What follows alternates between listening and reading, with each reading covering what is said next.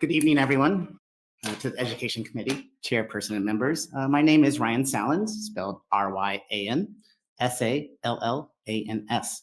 I currently live in Omaha, Nebraska, but I was born Kimberly Ann Sallans, and I received my K through 12 education through the Aurora Public School Districts. After graduating in 1997, I went on and received 3 academic degrees from the University of Nebraska-Lincoln in cultural anthropology, English, and educational psychology focused on human health behaviors. Where I graduated with high honors. I now serve on the UNL's Council of Alumni Ambassadors, and I'm utilized internationally as a gender subject matter expert. I am faculty for our federal judges in this nation and also train our military on transgender service members serving with dignity and respect. I believe in a Nebraska where youth have the opportunity to grow, thrive, and explore their sense of self while having access to student activities and facilities that align with their gender. This is why I am asking you to oppose Bill 575. Bill 575 is a reactionary and extremely harmful, not only to our transgender students, but also to those you put underneath the categories of biological female and biological male.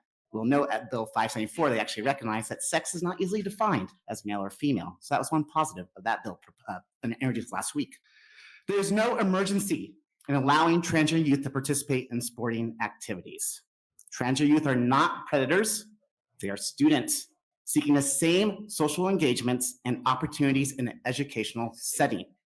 In fact, Bill 575 has presented a paradox.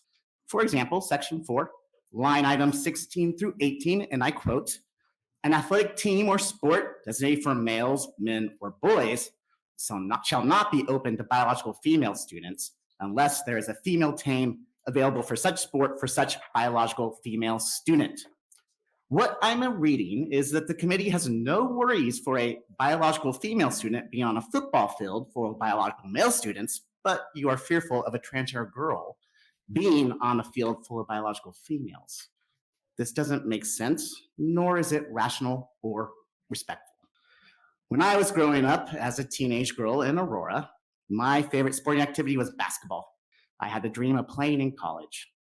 The person I enjoyed playing basketball with the most was my dad, who was a respected chiropractor in that town. We spent countless hours playing hoops on our little acreage on Highway 34. He didn't use kids' gloves with me. In fact, he taught me no blood, no foul. When I was in middle school, I began playing basketball in an adult male church league in Grand Island. After 2 weeks with the group, administrators of that church stepped in and asked me to leave. They were afraid I would get hurt.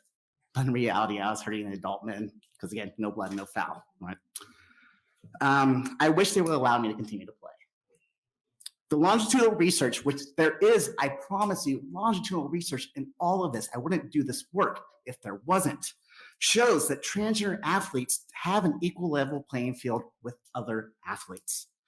The true emergency that we should be addressing in this state is the mental health of all of our students because they are struggling. The CDC even notices, starting in 2015, increasing in 2017, going up in 2019, our students are having an ongoing increase of persistent loss of hope and sadness.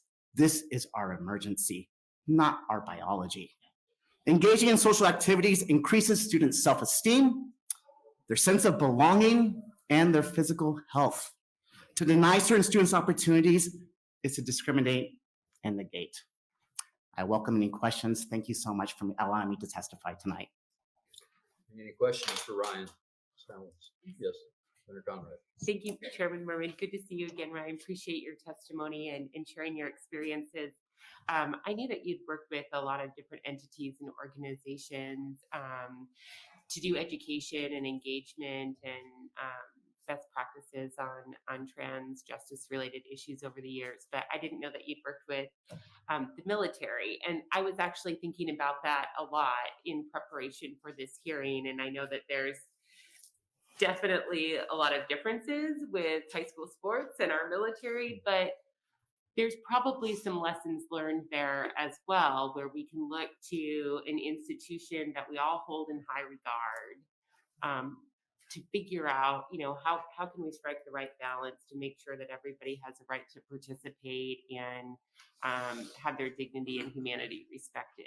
And so I'm wondering if maybe you could work with the committee and other senators to help us maybe carry some of those lessons forward about um, training, engagement, accommodations, what have you, if this bill were to advance. Well, again, I do oppose this bill, so Yeah. I do hope it does not advance. But Yeah, right. I think that we all right now in the nation, not just in the state of Nebraska, but across the nation, are having a lot of questions around gender. What does it mean? What does it look like? Why do we have more people coming out? And what I'd like is for us to all to continue to have those conversations and to open up all of our minds and also break down some of the misperceptions around it. When we look at the military, they find that they want all of people that enroll in the military to be able to serve with dignity and respect. And they have policies and procedures in place to assist with the procedures of hormone therapy, the procedure of changing gender markers within their DEER system, and also what they look at with their facilities. In the state of Nebraska, we currently do have something in place for student athletes, just like we have at the collegiate level or at the Olympic level. So the work has been done. Transgender people, we've been here throughout time. It's just with medical technologies, we're allowed now to be more of our full selves. So I think for all of us, what we see happening with the military or within our schools is that we have the policy and that groundwork there. And now it's just time to have further conversations, but not to advance things that completely ban or tell students that they should not exist or they do not exist. Yes. That's, Thank you for the clarification. That's so helpful. Thank you. You're welcome. Any other questions for Ryan? If not, thank you very much. And Aaron Burbach.